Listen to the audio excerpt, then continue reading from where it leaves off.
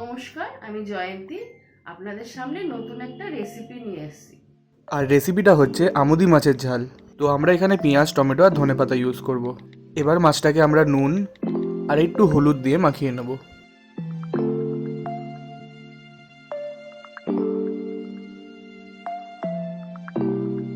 তেল গরম হয়ে গেলে মাছগুলোকে কড়া কড়া করে ভেজে নেব।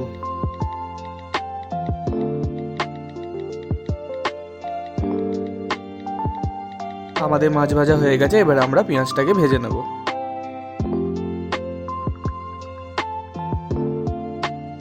আমাদের পেঁয়াজ ভাজা হয়ে গেছে, এবার এর মধ্যে একটু নুন আর একটু টমেটো দিয়ে নেড়ে নেব।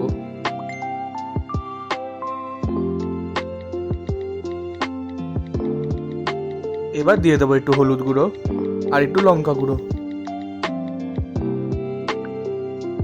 এবার এর মধ্যে একটুখানি জল দিয়ে ভাজা মাছগুলো দিয়ে দেবো।